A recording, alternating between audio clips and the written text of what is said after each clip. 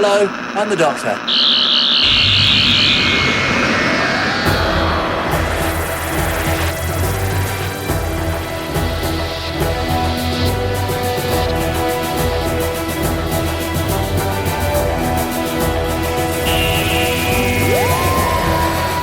Hey Who fans, and welcome to the Big Blue Box podcast. My name's Gary. My name's Adam. And welcome to episode 33.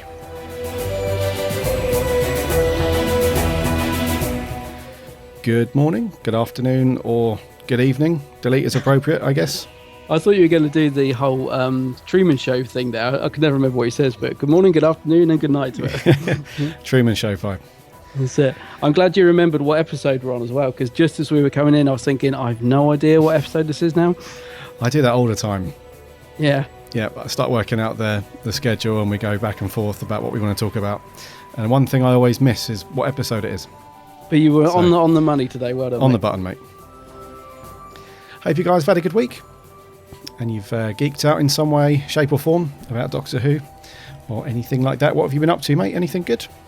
Well, yeah, I've been watching a bit of a couch potato, actually. I've been watching quite a bit of TV this week. I've been watching the review episode, obviously. Okay. And I've been watching a couple of interview DVDs that have just come out. So there's two new ones just come out from Myth Makers. There's the Tom Baker one, where he's wandering around the location of the android invasion, talking to Nick Briggs, which I've never seen. It was made years ago, and for some reason it's never been released on DVD before. It's only ever been out on VHS. So Okay. I watched that, really enjoyed it, because I love that location anyway. And I also got the Anthony Ainley one, who was the Master, and he was a very private man, and there's very, very little video footage of him being interviewed or talking or anything, and this was filmed at a very, very small convention where he's just on his own. So normally if he went to convention he was with all the other actors, but this is just him, and I think it was a bit of a rare occasion, and it's fascinating actually just to see him chatting, and he's a bit nervous to begin with, you can see it, but it's a fascinating little interview with him, and once he relaxes a bit, he's really entertaining and fun, and he's got a bit of a reputation for being a bit awkward, but he comes across really well in this video. Okay, cool. Yeah. So yeah, I've been watching a lot of TV. Lots of TV. Yeah, couch potato. Yeah, that's not a bad thing. What about you? What have you been up to? What have I been up? Not a lot, to be honest with you. Spending any money? Spending any. I've spent a little bit of money, only on some more comics really and stuff. And and some other bits and pieces, but nothing really hugely Doctor Who stuff. Apart from sorting out my transport and stuff to get to Slough tomorrow. Yeah, that's right. Yeah, I love the fact they always advertise it as Windsor, and I suppose it if you stretch the imagination a little bit, it is Windsor, but it's off a roundabout in Slough. It is. Yeah. It's not as glamorous as the title suggests, but no. So yeah, Day of the Doctors this weekend, Day of the Doctors convention. I'm really excited about this actually. Well, looking forward to it. It's going to be cool, isn't it? They put the timetable which on their website now, which you reminded me about earlier, and it looks like a packed, busy day. Yeah, I was going to say it's one thing I've learned from the last, because the last time I went was the first 10th Planet event I've been to, and it was a bit chaotic because I didn't know the way they did things. So I'm a little bit more prepared this time. Yeah, it's good to get your schedule and plan your day, because they do pack it all in. Yeah. Well, yeah, you get plenty for your money, put it that way by the look of it.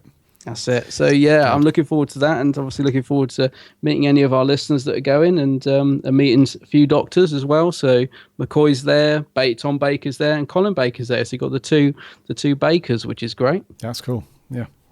Yeah. Very cool. So yeah, if you want to hook up with us at some point, that would be cool. I'm going to be there the night before. So if you see me sitting on the steps outside with a bottle of whiskey in a brown bag and a Fourth Doctor scarf on, that's me. Yeah, I was going to say, what sort of state will you be in when I see you the next day? Yeah. It depends on how many listeners are going to be staying the night before. And, I'm jealous I'm not there the night before. I really wanted to try and organise that, but I've got this vision of you sat in the bar with like Tom Baker and Colin and just everyone sat around McCoy playing the spoons.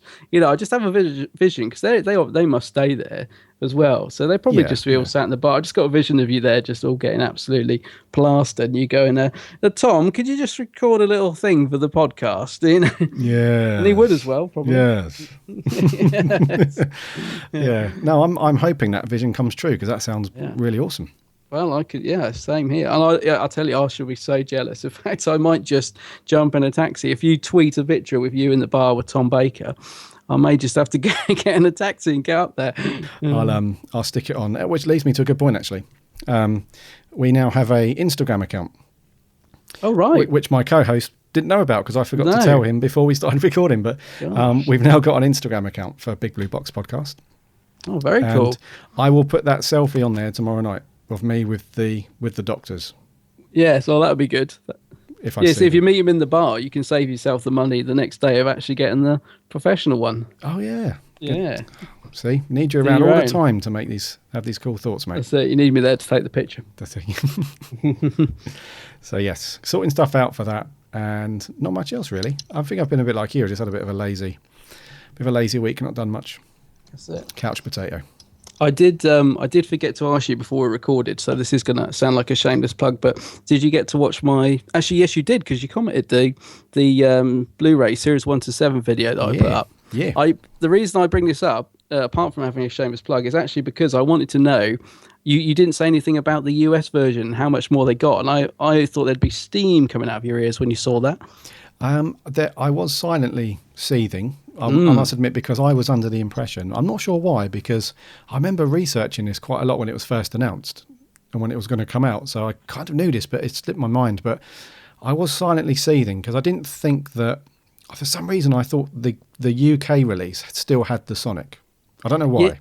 Yeah, and that's the thing, actually, when I was putting that, because that was the last little bit of the video I did, and I got the two photographs, and I thought the US version came with just the Sonic. I'd forgotten that they got all this comic and art cards and everything else as well. So I was even more annoyed when I actually started putting the finishing touches together, because I was like, when you compare the UK version with the US, it does look a little bit light, doesn't it? A little bit thin on the ground. Just a little bit, yeah. Do you know what?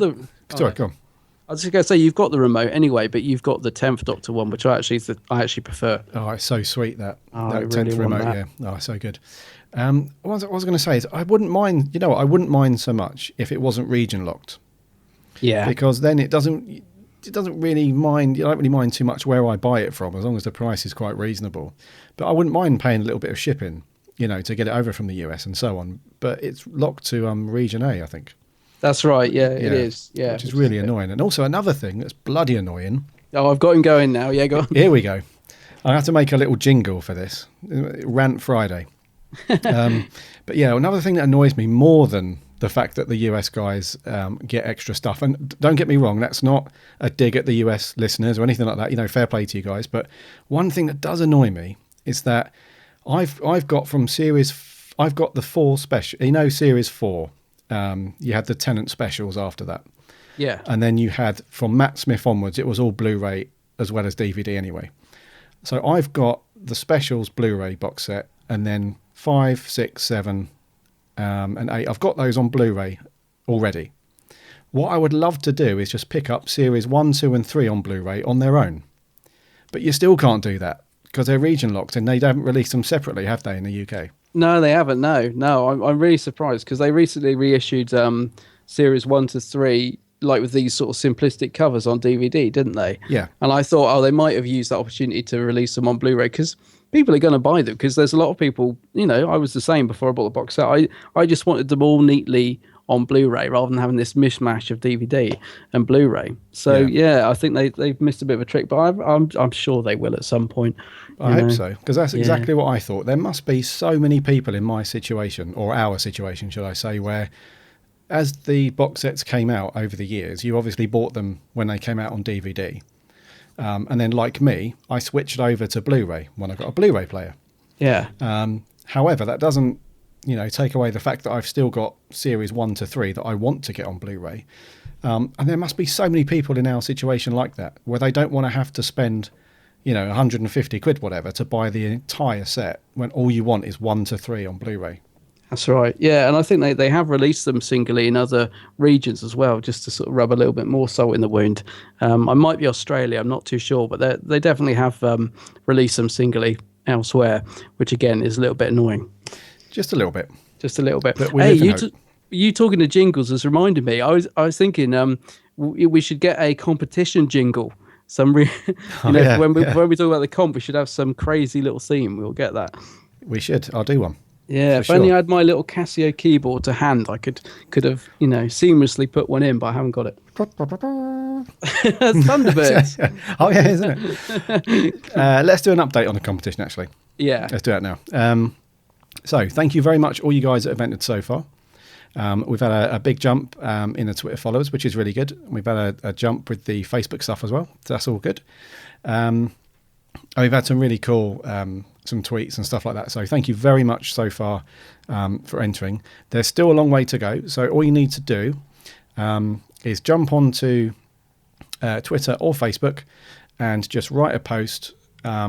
Just something very short and sweet. Just say something like, just entered this really cool competition with the Big Blue Box podcast. You can win some really cool stuff. Follow them and retweet. And all you need to do is put the hashtag Big Blue Box Comp. That's all you have to do.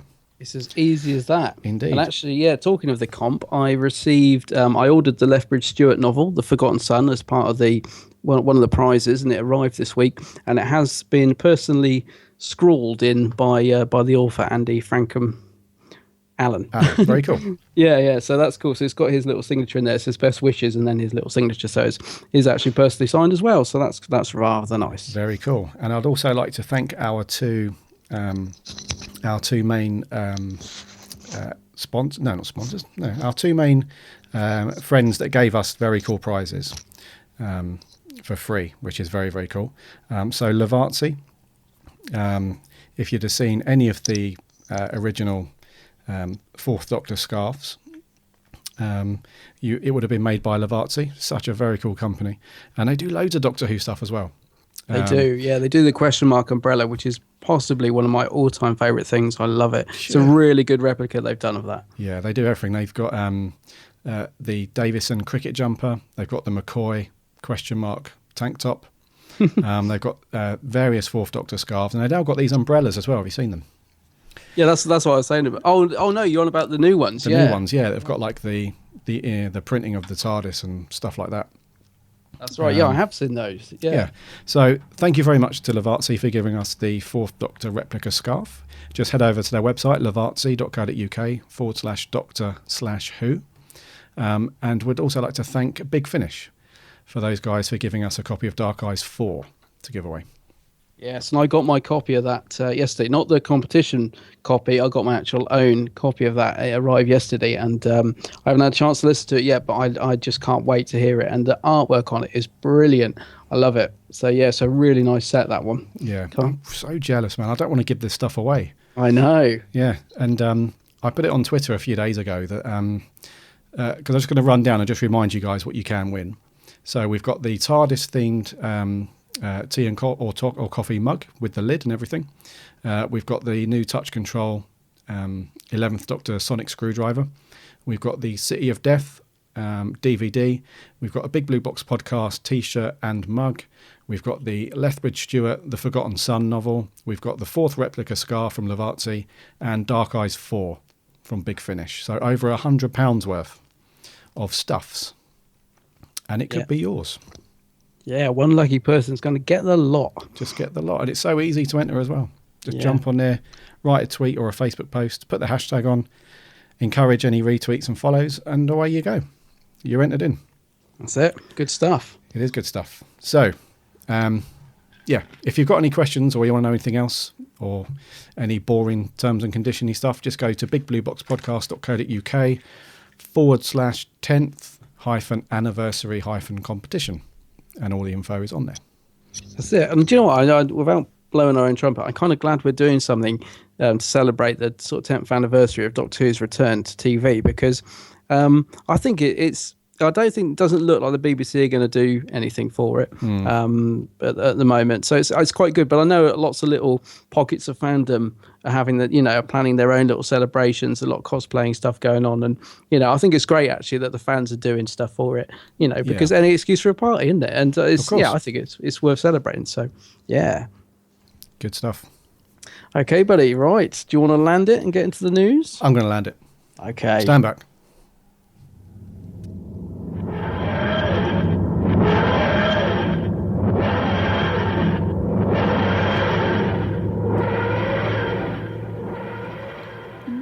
Pretty good.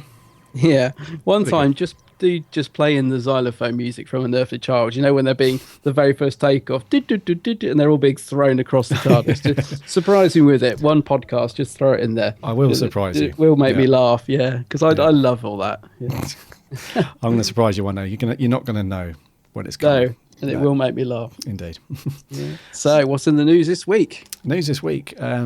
First up, we've got the first look at the variant covers for the Ninth Doctor comic run from Titan.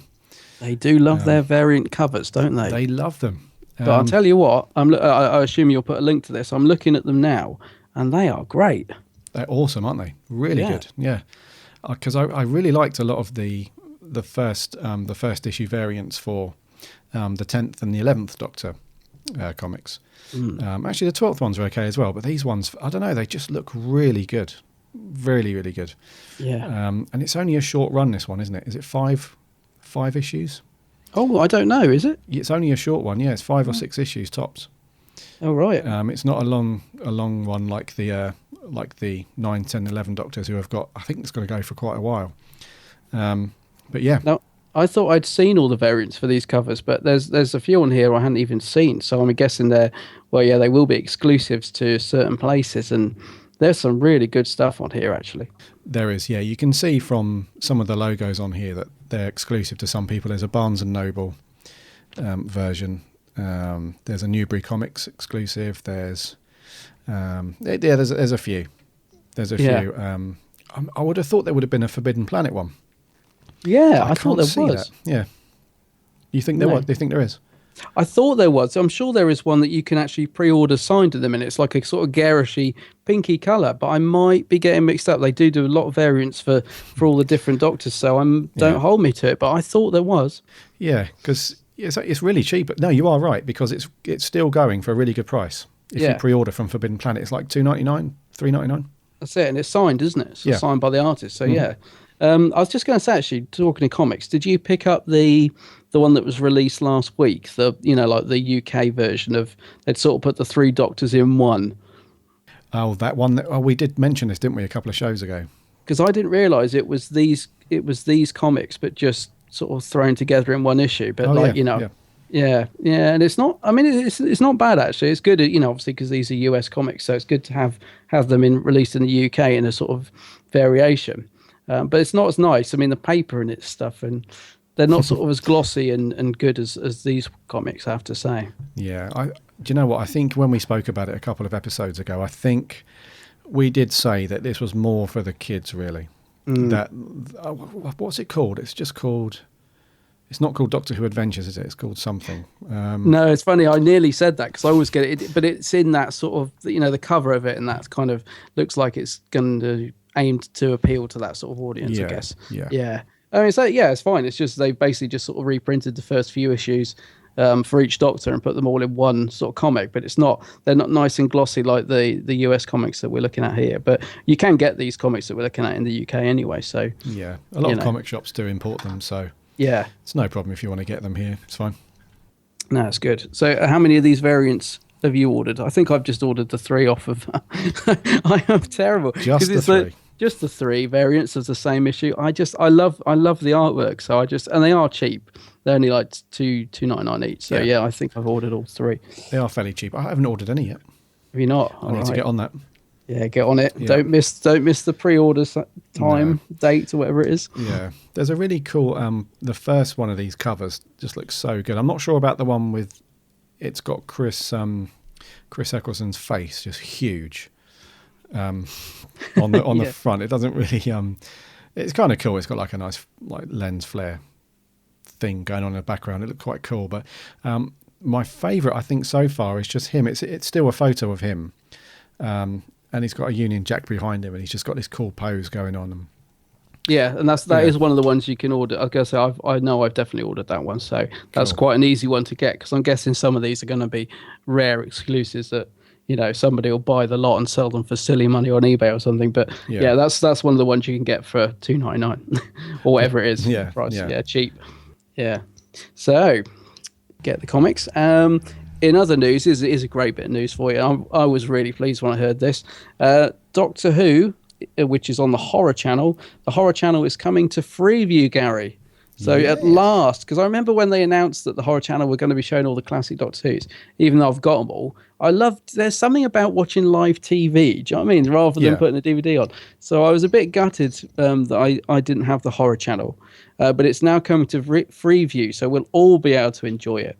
I'm cool. Just seeing if it says when. I think it might be tomorrow or tonight if you're listening to this on Friday. Yeah, Friday the 13th of March, I think. Tomorrow, yeah. Yeah. Actually, no, you'll be listening to this on Friday, so today.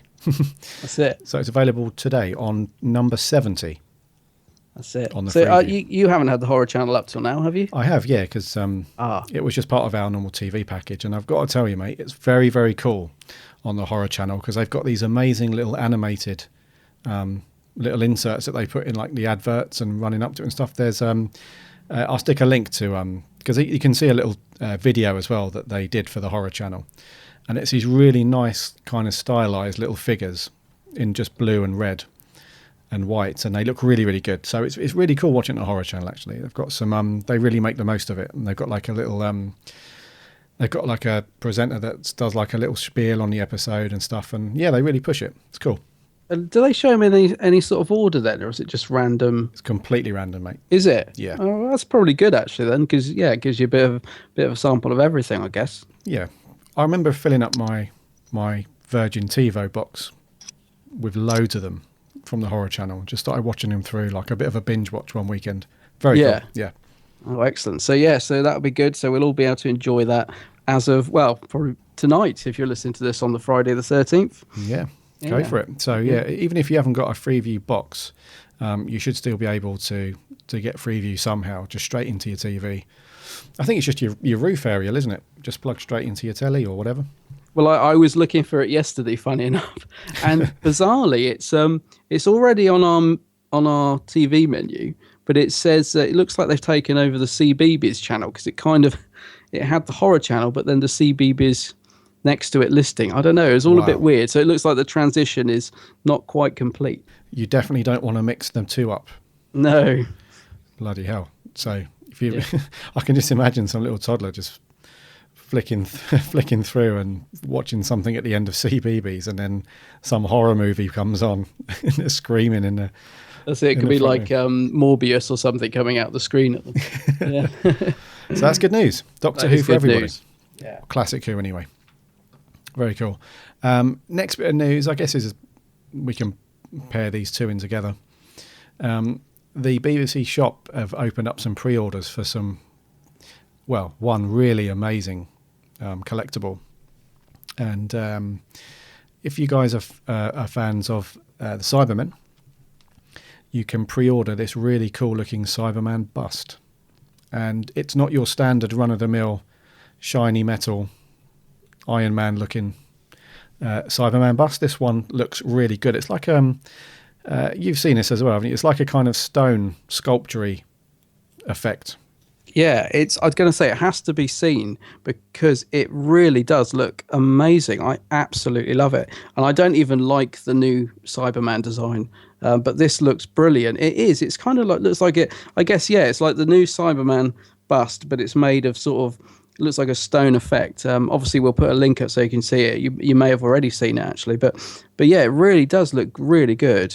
I'm quite impressed by it. I did see a picture of it on Twitter yesterday. Somebody tweeted it, but I didn't sort of connect to what it was. I thought it was like a piece of fan art, and I was like, "God, that looks good." Someone's done some really good work there. I didn't realise that it was actually something you could buy, and it does look really good. Yeah, it does. It's based on the on the latest variant of the Cyberman, which apparently we first saw in A Nightmare in Silver. Apparently so. But it's like if you're expecting like a real clean cut, very very straight design, it's not like that at all. It looks like a real busted up Cyberman made of stone, and we'll put a link to it. You have to see it. It looks absolutely brilliant. It really does look good. Yeah, as I say, I mean, I don't like the new Cyberman design, but just having the head, because it is just sort of the head and a bit of the shoulders, actually does look really cool. Yeah. I can imagine it will weigh a ton as well. Yeah, I'm looking at the price as well. So pre-order price is around about £250 mark. So it ain't cheap. No, so it's in the top end. It's like a premium collectible. But if that's your thing, and if you like, it's very well. Just looking at you can zoom in quite a lot on the photos and stuff. It just looks brilliant. Just really trying to think where I could hide it from the other half. No, certainly not under the bed. I don't think it'll fit. No, I don't think I'd get away with hiding this one. I don't know how big it is though. Is it full size? Yeah, there's no I think it's full size, mate. I'm pretty I'd sure. hope so for that price, but it doesn't actually tell you, does it? It does, yeah. So the height is 48 centimetres. By 32 by 23 centimetres. So it's pretty big. It's full size, mate. All right, yeah. I was going to say, I would have thought for that price, I'd want it to be. Yeah, it'd be really disappointing if you ordered it and then it turns up and it was sort of the size of a thimble. Yeah. You wouldn't be happy, would you? Wow. Yeah, it's cast marble resin apparently. So I just by reading it and looking at the picture, I'm assuming it's going to be really heavy, and I imagine the box it's going to come in is huge. So good luck hiding that one, mate. Yeah, I don't think as much as I would love to get this, I don't think I can quite justify shelling that out. But yeah, I don't know. Maybe, hold on. What? We've had this with you before. Oh, I know. You know what I mean? I can guarantee listeners, probably later on this year, when I say, so what have you been up to, Adam, at the beginning of the show? You've had anything, got any new collectibles in? At some point you'll hear, remember that Cyberman bust that we spoke about months ago?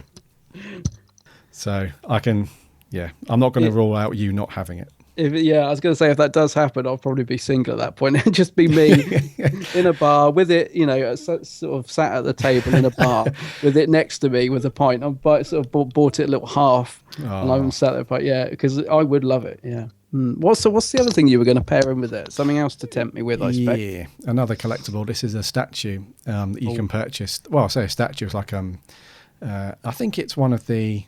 Is it the Big Chief? It's one of the Big Chief ones that is going on sale through the BBC shop, and it's the Fourth Doctor limited edition figure.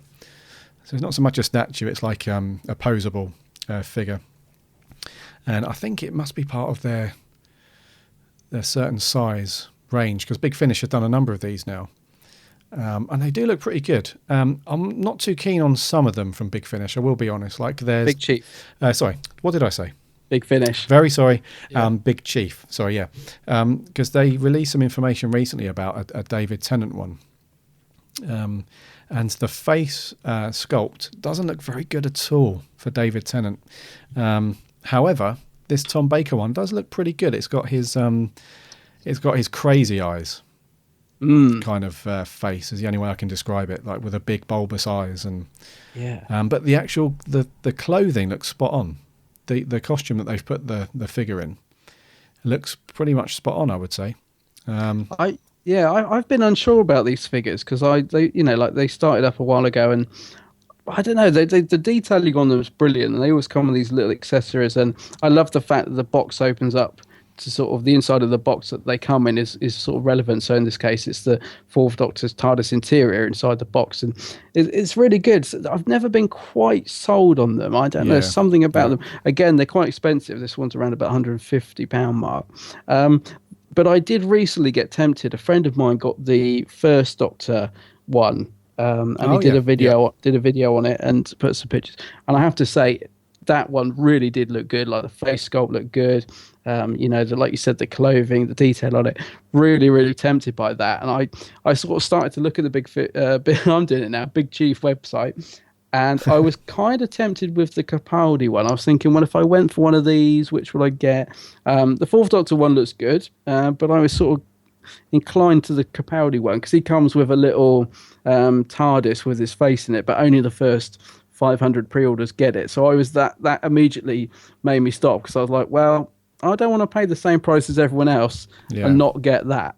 So how do we know if the pre-order's already, sold, gone past 500? So I didn't get it. And I'm still not 100% sure, because they are good, but I don't know. They're also, I don't know, it's a doll, isn't it? It's I don't know. I love my figures and stuff. I just don't know. It is, yeah. I mean, like I said, this Tom Baker one, the head sculpt looks okay. It does look pretty good, but it's not bang on, in my opinion, for Tom Baker. And I think, I'll tell you what. Go on. Sorry. No, go on. No. Go on. I just noticed something. I've just zoomed in on the picture. And I am seeing something I really like. Oh, God. I am seeing the key to time. He comes with a key to time set, and he also comes with the Eldred's hand is included from the Hand of Fear. That's very nice little. Right, I'm going to stop looking at it now. Yeah, it's also worth mentioning that when you put this figure in different poses, they've got some like additional hands that you can put on, so you can make sure you can put him in like those classic poses. And he has got, because the figure's got his hand in its trouser pockets, and you don't have to have him pose like that. There's some extra accessories that you can put with him, and you can also remove the hat as well. There's like an extra little wig that you can put on when you remove the hat and hair stuff. So it does look pretty good. I'm just not convinced on the face just yet. No. It was the same with the Tennant one that I saw last week. The face just didn't look very good at all. I mean, it looked like David Tennant, but it didn't look, spot on, to David Tennant. So, yeah, but that's what I found with Big Chief. Some of their stuff's amazing. Other stuff, not so good. But this one looks pretty good. They'd probably look good on the shelf. I was thinking if you had a few of them lined up or whatever, it'd probably be quite nice to actually have on your shelf. For me, I think my biggest issue with it is the price, actually, because I do think they're a nice little figurine, but I just don't. Just a little bit too expensive at 150 quid. Yeah. For me personally, anyway. I don't know. Yeah. Just too sure. Just to finish on this story, they have released an Amy Pond one as well. Oh dear. If you want to have that one, it's slightly cheaper at £100. There's not as much stuff with it. There's only a few hands. Does it come with any handcuffs? No. I'm not buying them. Yeah, it comes with like a couple of little postcards, a couple of little toys that little Amy had made when she was waiting for the doctor, and that's it. She doesn't look too bad, but yeah, £99, and she's in stock. That's not a pre-order. Oh right, okay. Yeah, so we'll put links to all this stuff though. But yeah, up to you. Actually, the Tom Baker's in stock as well. Oh, right, so he's already out. Yes, it's only the Cyberman bust if you want to pre-order that. Yeah, to be honest, that's the only thing that is tempting me out of those two, is that. Must stop looking at it now. Yeah. I think we're done for news. Yeah, that's it. What we got coming up, mate? Right, so this week, well, it's got the 12th Doctor in it, but it's not the 12th Doctor because it's the Fires of Pompeii. Ancient Rome. This is fantastic. Pompeii. We're in Pompeii. And it's Volcano Day. I see the most terrible things. It has come. The box. The blue box. Prophecies of women are limited and dull. Only the menfolk have the capacity for true perception. You have got to be kidding me. I demand you tell me who you are. We are awakening. Someone must make a choice. The most terrible choice. Boxer! Skies falling. Death. Only death. Whoa. Cool trailer. Yeah, it's good. Very cool. Lot going on in this one. Right, where do we start? Okay, story-wise. So this was back in 2008, and this one was slightly longer than normal. This is 50 minutes. Oh right, I didn't realise that. Do you know what? I thought that when I was rewatching it yesterday. I thought when did I watch it? Tuesday. Yeah, sorry, Tuesday. And I thought this feels long. It doesn't. I thought it was like a feature length one at first because it was getting to that point where I was like, I'm sure it would have wrapped up by now. Because it's normally 40 minutes, isn't it? Or 45 tops. Yeah, they normally are. Yeah. Yeah. So this one's just under an hour. Feels pretty cool. And from series 4. And this one, it's kind of like early on in the series, isn't it? Because it's preceded by Partners in Crime, and then we're on to the rest of the series. I always thought it was much later. I must admit, when I watched this yesterday, and I hadn't realised it was Donna's sort of first proper trip in the TARDIS, or rather, I'd forgotten it was their first proper trip. I thought it was sort of a bit later on in the series. Do you know what, mate? Yeah, I felt exactly the same. Yeah, I think it's because I remember. It's been a long time since I've watched this one. I remembered all the sort of emotional stuff with Donna, and I remember how good she was in it.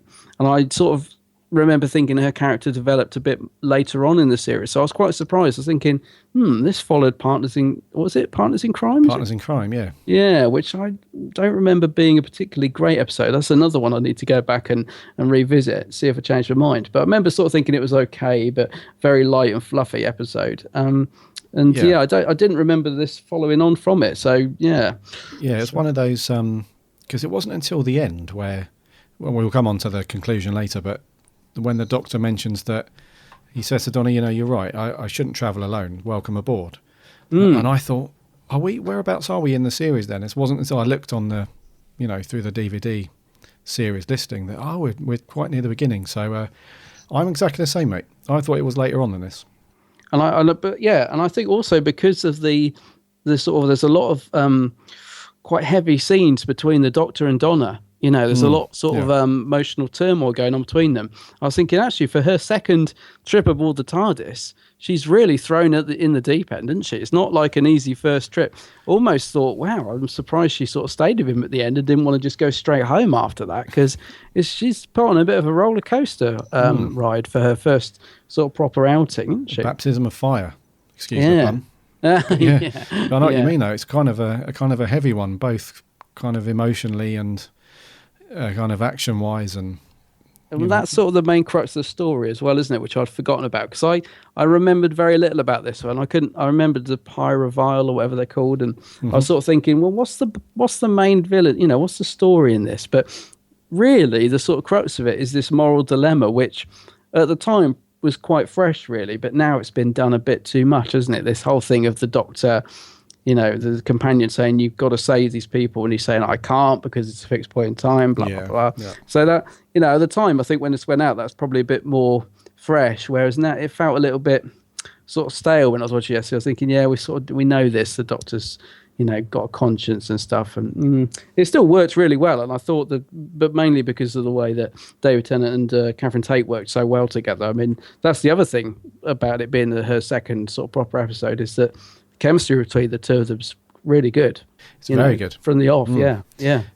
That's so that the story as a whole then it's really simple, isn't it? Really, they arrive on Pompeii the day before the volcano is due to erupt. Day. Yeah, none of the guys in Pompeii know what a volcano even is, let alone be prepared for the volcano day. And it turns out that it's not just a natural occurrence of a volcano erupting. There's these aliens, pyroviles, who are these volcanic alien creatures who are kind of giving people this psychic link via the fumes that are coming up from underneath Pompeii.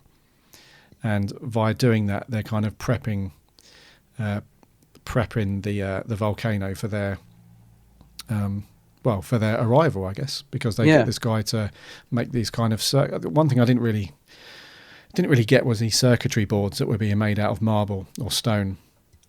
Nor did I. Their ship, or to make, I'm not really sure on that part of it, but essentially that's a story. And then you soon learn quite early on, as you said, that storyline that you think is the main plot actually gets sidelined, and the main story focus is on the Doctor's kind of moral compass and what he should do. And you've got Donna kind of constantly like, we should save these people and so on, and he's kind of like, no, we can't, it's not up to me, this has got to happen, all these people have to die, and so on. So it's quite emotional at various parts.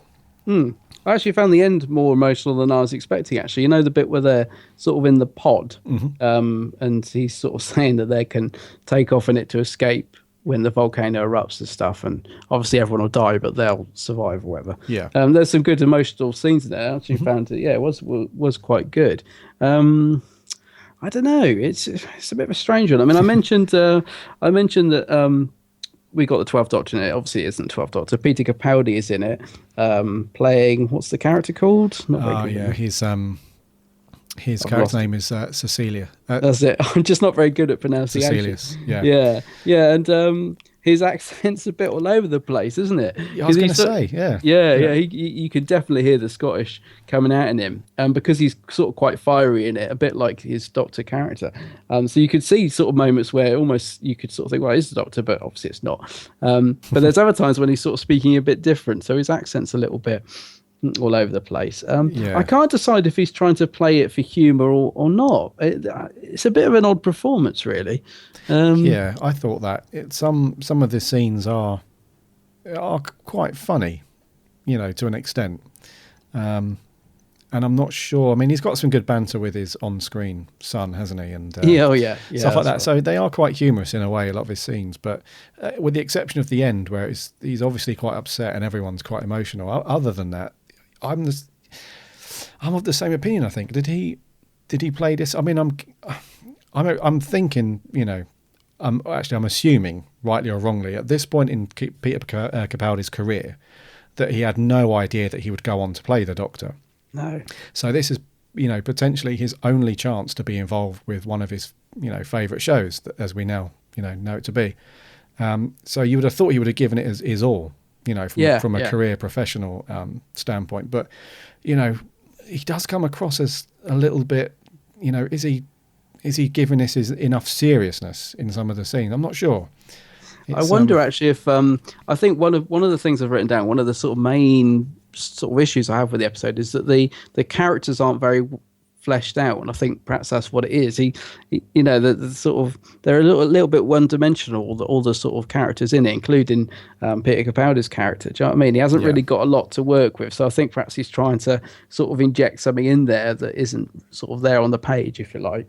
Which is why I sort of sometimes think, is he sort of, is this a sort of, not a comedy performance, but is he sort of hamming it up a little bit? I don't know. Yeah, it's he's certainly going for it. I'm just wondering what it was like when he was on set as well, because like you said, he is such a big Doctor Who fan, and he probably thought, well, I'm in the show, I'm never going to be the Doctor now, like previous actors that have been in Doctor Who before they were cast as the Doctor thought. And it must have been great. I mean, I could just imagine him sort of looking at the TARDIS and dying to actually go inside the prop, and I can imagine, I don't know how what he was like on set, whether he sort of managed to be a bit more reserved and play it down. But I bet inside he was absolutely buzzing to be in it. And, I bet he was like a kid in a sweet shop. Yeah, that's it. I guarantee you would have had a couple of photos in front. And I wonder if he was looking at David Tennant thinking, I want to be the Doctor. Yeah, you've got my job. Yeah. It is strange seeing the two of them together on screen, isn't it? It is, you actually. sort of think, well, because he doesn't, obviously he doesn't look different, but he even though he's sort of got the sort of get up for Pompeii and that, you still sort of think, oh, that's the 12th Doctor. The actor. Do you know what I mean? It's still weird seeing him with Tennant, if you like. Yeah. It is weird. I thought that's what I've got written down actually on my notes. It's strange seeing Capaldi and Tennant together, knowing what Capaldi goes on to do. And I struggled to find a shot of the two of them together, because I wanted to when I put the thing on Facebook last night that I was watching it, I wanted to try and get a picture of the two of them in the same scene. And it was actually quite hard, because although there is scenes of them together, a lot of the time the camera sort of cuts from one to the other. So there's very few shots of them actually right beside each other or in the same shot. So when you do get it, it's like, it is a bit strange. But he's not the only person from Doctor Who to be in it that's come back, and because Karen Gillan's in it, isn't she? As something Soothsayer, yeah. She looks quite. She's made up. She really does look different. She's made up to the eyeballs, isn't she? Literally, actually, because she's got the eyes on the hands, which, by the way, I really like. It's a very nice, simple but quite eerie thing. I like that. Her accent was okay as well. She put on a British accent. Yes, I noticed that. Left the Scots behind on that one. That's right. Yeah. She's not in it very much, is she? And I think if you didn't know it's Karen Gillan, you might not even really notice her sort of thing. But yeah, it's good. I like the fact that she's in it and Capaldi's in it, and obviously there's before they were cast as their sort of more prominent roles, if you like. Yeah, it's very cool. It is very cool. Yeah. And Capaldi's pretty good in it as well. Yeah, he's good. Yeah. Yeah, it's just I think he's one of these actors that's got presence, isn't he? I think it's just fun whenever he's on screen. Yeah, I liked him in it. What did you think of the Pyrovile? The Pyrovile, I think they looked awesome. So did I. I thought the CG for those guys was really good. I think one of the best I've seen from that era. Really, they looked really, really good. It was because when I was watching it, my son came and plonked down next to me and said, "What are you watching, Dad?" Because he had come in and just saw one of the it's the scene where David Tennant's looking down one of the steam grates, and one of the pyroviles is looking up. Is it him looking down or one of the girls? I think actually no, sorry. Cecilia's his daughter. She's looking down, and because she says that she can see faces, can't she? And then the camera sort of goes underneath, and then you see one of the pyroviles looking up, and he thought I was watching Transformers or something. Oh right, yeah. Yeah. He was like, "Dad, this looks really good. What's this? What's this?" And I said, "I'm watching Doctor Who." He's like, "Doctor Who? These things aren't in Doctor Who." I was like, "Well, come and sit down." And then we watched a bit more of it, and he ended up watching until the end. But yeah, it's because for my son to think we were watching like a feature Hollywood movie, it's quite cool. Because normally kids are very sharp. They'll know effects are bad or whatever. And it's like you just said, this is 2008. So this is 7 years ago. And the effects look, like you said, I think they look great, absolutely great. In fact, I think the whole episode looks really good. There's so many colours and textures, and you know what I mean. You can really see they've gone to town on it. There's, it doesn't look cheap. It doesn't look. There's no bit in it, no sort of cringy CGI, like you said, where you're thinking, oh god, that looks bad, or oh that corridor again, or there's none of that. I mean, it really does look like they've gone to town, and there's a lot of effort gone into it. I think they look great. Yeah, because normally with CG stuff. Normally fire or water is very hard to pull off convincingly when you're doing CG stuff, but these guys look really, really good. And actually, talking about the visual stuff, I don't normally get to do this very often because I'm watching it in the evening and stuff, but I was watching this during the day on Tuesday. So I thought, so I was watching it late afternoon. I thought, okay, what I'll do is I'll stick the old surround system on. Yeah. And that opening, because this was filmed in 5.1, and that opening scene when they turn up in the market, the market stores and stuff, that sounds absolutely brilliant. You might not think it. You might think, well, it's only they're walking through a market store and stuff like that. But there's like people shouting in the background. There's like sound effects. It's this. I'll tell you what, this episode, production-wise, is fantastic. Yeah. Really, like visually, audio as well. It's all really, really good. Looks top notch and sounds really good as well. Really good bass as well. Like some of the scenes where, especially when Pompeii's exploding and erupting, and it's awesome. It's like being in the cinema. Really, really good. Very. What's the word? I mean, I was thinking about the bit when the volcano explodes, and I was thinking, is that going to? Even that still looks really, really good, doesn't it? That hasn't sort of, because I did wonder. I remember thinking, remember there's a big effect coming up here where the pod shoots out and the volcano explodes. I thought, I bet this is dated. It still looks really, really good. Epic is the word. They've really gone for epic with this one, haven't they? Yeah, it stands up really, really well. Yeah, there's that scene towards the end where they've. Obviously, not going to worry about spoilers. I'm assuming most of you guys have seen this, but there's a bit at the end where they manage to save Cecilius and his family, and they're right up on the hill or the mountain at the end, aren't they? And they're looking down over Pompeii. Yeah, and you can see all of the lava and ash coming down, and even that, like a distant shot, it just looks so good.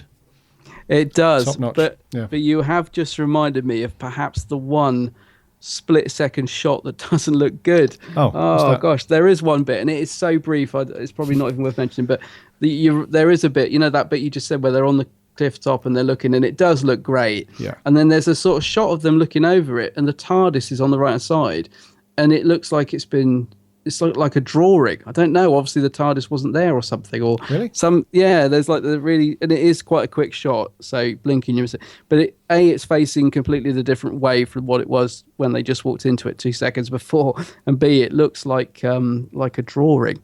Yeah, but it is a very brief shot, and to be honest, it doesn't. As I say, I probably shouldn't have even mentioned it because it is the one tiny, tiny flaw in the whole sort of production side of this, because it is a visually brilliant episode. It is. Yeah. And I like there's an actor in it. What's his name? The guy from Quadrophenia, Phil Davis. Is it? Yeah, Phil he's Davis. funny. Yeah. I love that actor because I really like Whitechapel. Okay. And he's in that because he's one of these actors that's got a sort of look that he's sort of you know what I mean. His facial features are so unusual and whatever. Anyway, I always think he looks like I shouldn't say this, but I always think he looks like a big rat. Do you know what I mean? He's got a really unusual sort of face. But I think he's a really good actor, Phil Davis, and I always like him in stuff. And I like him in this because he's doing that sort of miserable face that he often does in character. Do you know what I mean? Yeah. Even though he's got this stone arm, I mean, it did a little bit comical, isn't it? When he's on the side of the rock, you can see that he's got like one shoulder is much bigger than the other way. He's got his arm down the side of it. Yeah. But I like him in this, and I just like him anyway. I'll tell you who else I like, actually, speaking of supporting cast, was the guy at the very beginning who they bump into on the market stall. Yeah. What's his name? He's been in loads of little things, hasn't he? Yeah, I think it's Phil Cornwell. That's it. Phil Cornwell. Yeah, he does a lot of impressions. Yeah, he had a sweet little part. He just had this. I bet he loved this job because all he had to do was turn up and just have a bit of a laugh, really, with David Tennant and Catherine Tate. Yeah, he has such a small part at the beginning, but the way he plays it is he's like such a simpleton. He's selling his fruit and everything else, and then he run back. He's like, "Where's Tardis?" And just so flippantly and off the cuff, he's like, "Oh, I sold it." He's perfect for that role. Brilliant. Yeah, I was cracking up. Yeah, I like really that. Good. Yeah. What about Tennant himself? I mean, for me, once again, really good in this episode. I thought I'm loving Tennant actually more than I did at the time. The more I rewatch him. Yes, I thought he was top notch in this one. It's he had a good mix of it's just one of those Tennant episodes where he just throws everything in, and you've got like the standard Tennant as the Doctor stuff that he normally does, but he also throws in, there's quite a bit of anger at some point. Yeah, especially at the end. Yeah, there's anger, there's kind of emotion from him, there's humour as well.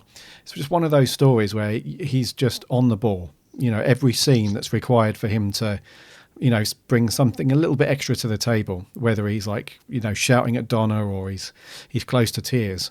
He really delivers that so well. That's why I love David Tennant as the Doctor. He's always got this, I don't know, can just pull out all these, these cool, emotions and phases and stuff pretty much out of nowhere. And he just makes it work. Every scene just so fluid into the next one. He just makes everything work. He's, I'll stop my love letter to David Tennant now. But yeah, he's, especially in this episode, he's just really cool.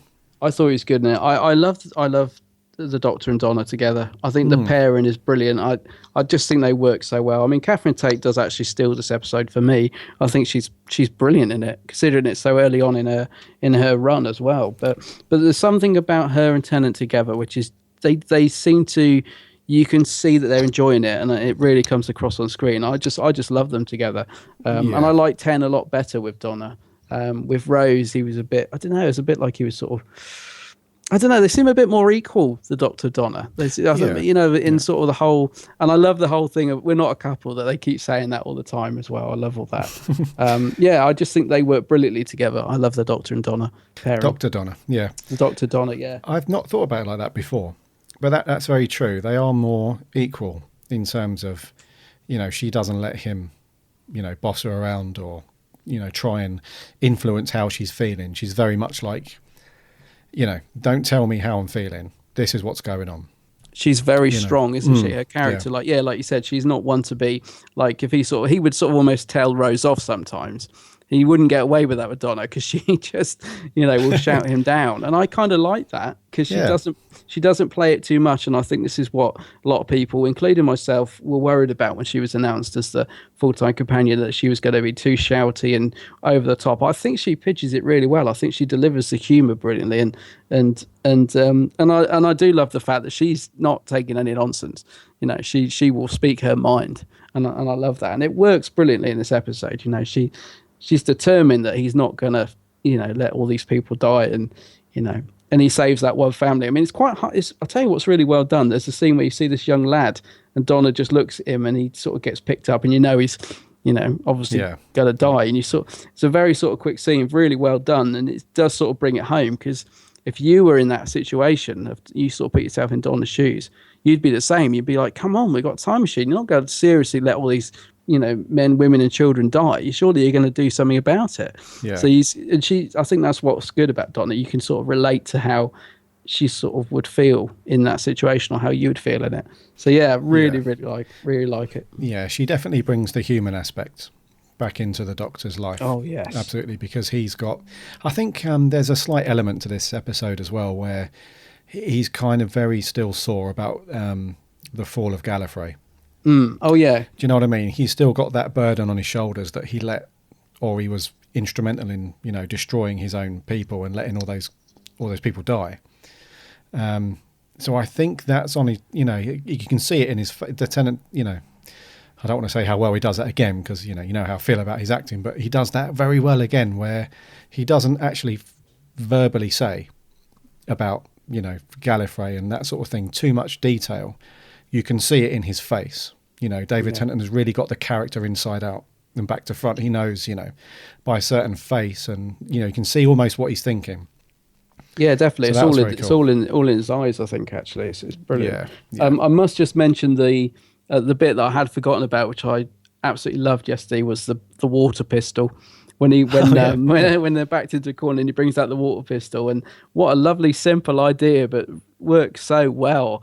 Yeah. I really enjoyed that, and I'd forgotten it completely. So it was like, oh, brilliant! Really good. An often forgotten cosplay prop. The water pistol. Yes, the yellow water. I'm going to get one of those. Yeah, good point. Yeah. Why do they want to kill Donna though? That's one of my notes. Did I miss it? They kidnap Donna and then they put her on the table and they're going to sacrifice her or whatever. Mm-hmm. What's that about? Why they suddenly kidnap her for and want to kill Donna? Didn't get that. Oh, I thought that they were going to kill Donna because they know that she's travelling or she's connected to the Doctor, and because they kind of secretly or quietly kidnapped her, didn't they? Yeah. And dragged her off. I think they couldn't get to the Doctor, so she'll kind of do instead.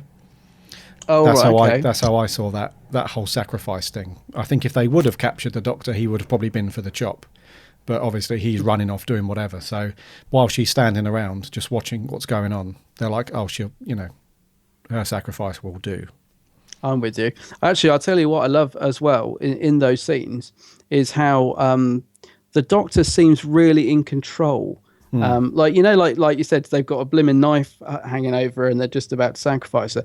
And he's very cool, the Doctor, in this one. And Tennant is very assured in his performance. So he sort of strolls in and he's, he doesn't seem to be sort of worried that they're just about to kill it. Well, he obviously is, but I love the fact the Doctor's really confident and seems to know what he's doing. And is not sort of, oh my God, what am I going to do? Blah, blah, blah. He's not sort of like bumbling around. And, I like that. What's the stone thing that's behind the veil? The thing that's got the really weird voice. Ah, yes. She was just one of the, I'm assuming anyway, if anybody is listening to this and knows the actual answers that we don't, then please let us know. But I'm guessing that she was one of the first to start taking in these fumes, and that's why she's, of course she's so old, she's pretty much made of stone completely, because these pyrovials, they kind of infest themselves in people's bodies, don't they? But it takes them a long time for their body to turn to stone and like a complete transformation. So I'm just guessing that she's one of the first when she was like a little kid or something. I'm with you. I mean, so that's again a really good. It looks really good, and the voice is really horrible in a good way. It's sort of is quite nasty. I like the effect on it. It's really quite unsettling. Scary. I think like when she first gets revealed, it's a bit like, whoa, what the hell? Yeah, with no eyes and everything. Yeah, no, it works really good. I liked that. Just lastly, before we get to the reviews, what did you think of the very end where their son Quintus pays respect to the household gods or tribute, and it turns out to be a little statue of Doctor and Donna with the Tardis? Oh, that was yes, I like quite that. Cool, actually.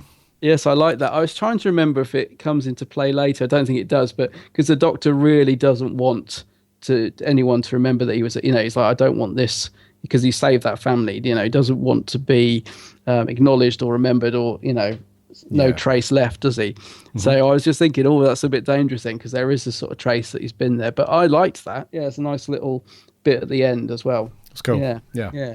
I would just say the only note I'd got, because most of my notes for this episode are fairly positive, actually.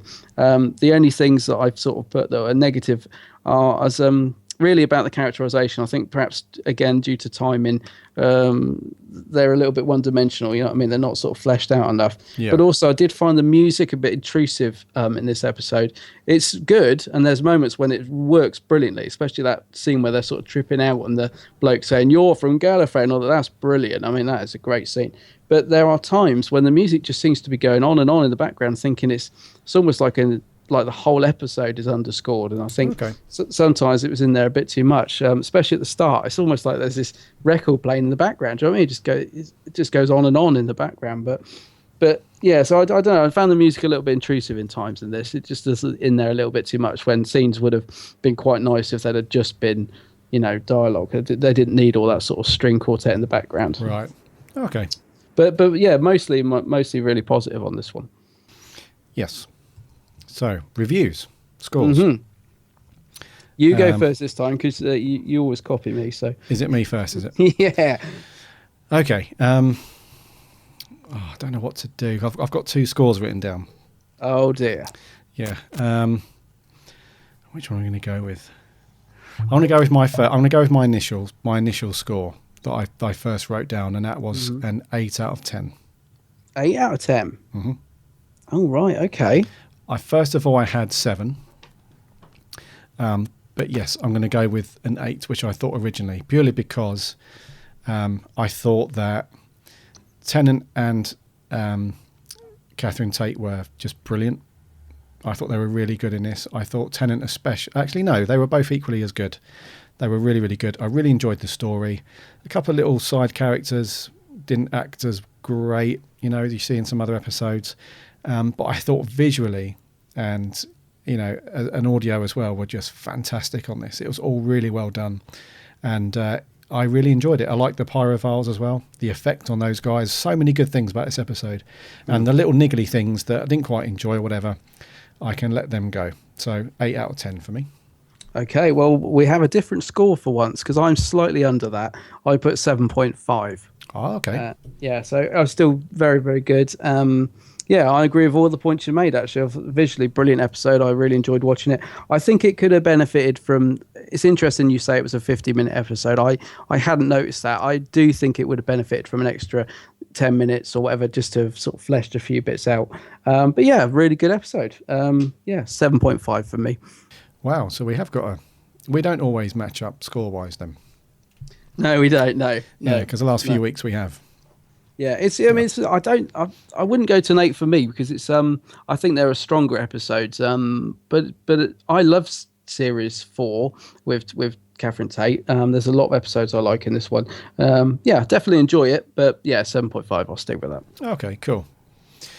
So the Fires of Pompeii, 7.5 and 8 out of 10. That's it. What did our listeners think? What did our fabulous listeners think? Should we jump on to... let me do a few from Twitter first. Okay. Phil Vernon. Hello, Twitter name, Phil. Hey, Phil. Twitter name is @Phil A. Vernon. He's put the one when I realised Catherine Tate wasn't going to spend the whole season being annoying and could actually act. Yeah. Which She's is great. A fair point, I guess. Yeah, well, I think, like I said earlier, I think a lot of us Whovians were a bit worried when she was announced as full time. We were like, oh dear, But she, yeah, I think she's fantastic in it. Yeah, and Pedro the Whovian, the Whovian, Peter Adamson.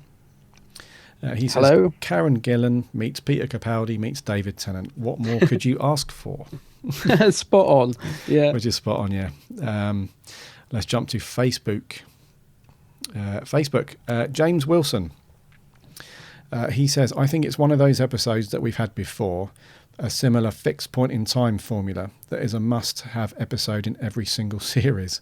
But for the most part portrays that formula in a way that is better and more entertaining than any other episode I've seen with that format. Okay. Yep. Jack Pardy says, I really enjoyed this episode. Donna was great. Confronting and standing up to the Doctor being so serious, and then at points being hilarious. Donna we all know and love. Emotional episode, great story. Capaldi was great, and so was Karen Gillan. The Doctor showed us a sad and regretful side to him. He showed us how to live life. Overall I love this episode. 8 out of 10. Yeah, okay, that's good. He's on par with you. Yeah. Daniel Seligman says, I really enjoyed watching this episode. It's one of Donna's best, and Peter Capaldi gives a great first performance. Although it is a bit cliche sometimes with all of the fixed point in time responses that give the writers a bit of a way out. Overall, good episode, 8.5. Oh, right, okay. Yeah. And Stuart Stockwin says, one that I've watched recently, I thought it was terrible when I first watched this years ago. And I thought, right, I'll watch this to see if it's grown on me. And the more I watched it, I was still bored for some. Yet the prior Reval were impressive with the rocks and fire. This is on a different scale, if you know what I mean, just like the Waters of Mars. It was a very powerful ending, and I seem to like it a bit more than I did before. 6.5 out of 10. Ooh, it's got a bit lower. Yeah. Yeah. I wonder if the narrative could be, when he says he got a bit bored in it. See, I remember the first time I watched it, I wasn't totally engaged in it. I think perhaps the narrative could be a little bit better, but yeah. Yeah, and Stuart did post another little one. He said, by the way, is it just me, or does Capaldi seem like, as he's not playing the role properly, as he's too kind, whilst we've got to see him in Torchwood, Children of Earth, and as the Doctor? Yes, yeah, I forgot he was in that as well, because I really like Children of Earth, actually. It's been about the Torchwood. Yes, yeah, completely forgot he was in that. Yeah. He's working his way up the ladder, isn't he? That's right. You probably thought, if I hang around these guys long enough. Yeah, he's got a career plan. That's right. And lastly, just Owen Salmons just jumped on. It's amazing. I love it. Short and sweet. Oh, right. Oh, actually, I've got, just going to, Owen's at the top of my Facebook, actually. Okay. He put, really love it. Watched it about a month ago before I went to Pompeii myself. Didn't know he'd been to Pompeii. Wow. Love the episode. So good, and really weird to see Capaldi in Who before being the Doctor. Yeah, I agree with that. It is strange seeing Very it. odd. Yeah, it's very ood. Very ood. Robert Lithgow. Hello, Robert. He says, first half is pretty meh, but it starts to pick up around the middle, and the final 10 minutes are very good. It's decent at best. Okay. So, okay. Jamie Robertson, he says, weakest story of that season for me, and it's actually still pretty good. So I think what he's saying is it's a strong season, and he does like it, but it's the weaker one of the lot. Okay. Devin Baker, he says, brilliant, amazing, well acted, great villain, and the ending was just brilliant. 9 out of 10. Whoa. A 9. Yes. Okay, cool. 9 out of 10. Daniel Seligman. Oh, I'm probably saying that wrong, Daniel. Sorry. He says he really likes it. I think it was one of Donna's best performances, and it was great seeing Capaldi for the first time. 8.5 out of 10. He must have posted twice. Thank you, Daniel, because he posted on the official page as well. Oh, yeah, that's right. Cheers, Daniel. Sometimes they do. Kai, now I always get Kai's name right, but today I've got it wrong. But McNamee, sorry, Kai. I got it right first time as well. Kai McNamee. I'm just going to say Kai from now on. He says it's a modern classic, an excellent story which uses a well-known historical event as the focus of the plot, rather than making it incidental or in the background, which a lot of other stories have done. Appropriate idea for villains, brilliantly explores the relationship between the Doctor and Donna, and great performances from the cast, especially Tennant and Tate. My only gripe, he says, is the portrayal of the family was trying too hard to make it like a modern day dynamic. 9 out of 10 from Kai. I kind of know what he means, actually, because they do seem a bit like, I can't put my finger on it, but they do seem to be playing it a bit too sort of modern in their characterization. So I do know what you mean by that. Ryan Anthony, he says he didn't originally like this episode and found it boring. But he says that he now really appreciates the episode and finds it very enjoyable. I particularly loved Catherine Tate's acting in this one, as she proves she could do drama as well as humour. Yeah, I agree with that. Yep. It's also really good watching this, seeing Peter Capaldi 6 years before he took over the TARDIS. A great episode, 9 out of 10. Another 9. Another 9. And just a couple more. We've got Who Acts Reviews. This is Matthew, actually. You had James earlier. This one's from Matthew. He says it's one of his favourite episodes of the modern series. He loves the dynamic between the Doctor wanting to not interrupt fixed events and Donna wanting to save everybody. Really tested the characters, and this was the true Doctor Who story. Stories that work with real life events are my favourite. And also, in great big capital letters, Paradox. 9 out of 10 from Matthew. Another 9. Wow. Another 9. So this is rating quite high, isn't it? And finally, a very short and sweet one from Adam Hoovian. He just says, modern art! Exclamation mark. Modern art. Modern art. Could someone just explain to us what the circuit boards are about? Because that's bugging me. And I really like the concept of having something modern in a classic era. I'd like to know what the circuit boards were. I'm sure it's something very simple. I'll have to Google it. But I like the imagery of it. Just didn't quite get it like you. Didn't quite know what that was about. I think it was something to do with they were getting him to construct some kind of circuit, like stuff to power their ship or something like that. Yeah, well, that's what I thought, but I don't know. But anyway, I like the visuals Very cool. of the circuit board on the slate, and that's really nice. Yeah, it was cool. Yeah, so overall, quite a positive one, that one. Yeah, it's quite common as well how people have were not really into it the first time round they watched it, and then when they've rewatched it like we have, their opinion just grows, quite high for it, which is cool. Yeah, I mean, actually, that's one of the things. I love it when I watch a story that I think is not that good, and then I'd see something new. Do you know what I mean? Like, if I haven't watched it for ages. What's that one I watched? Midnight, I think it is. Okay. Remember, Yep. hated Midnight on first watch. God, I loved it last time I watched it. Couldn't believe I was watching the same episode. I love it when that happens. That's a brilliant episode. It is. I don't know. Just the first time I watched it, I thought I was watching an episode of EastEnders where they're all just shouting at each other, and I was like, oh, what is this? Maybe I wasn't in the mood, but yeah, it's a good one. So it's always good when you really like something you thought wasn't that good. It's very cool. Yeah. Yeah. So I think that's going to wrap, buddy, for episode 33. 33.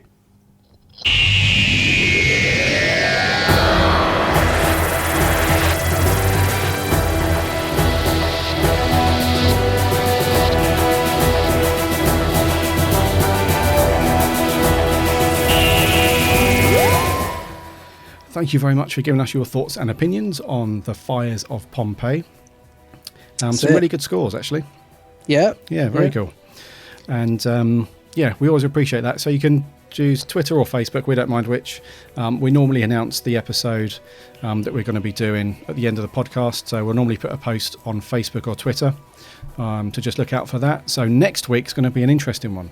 Looking forward to this, yeah. Yeah. So what's going to be next week, buddy? So next week, Survival, the very last classic episode or two. Well, obviously we had the movie, but yeah, Survival. Looking forward to talking through that one with you. Yes, that's going to be interesting, that one.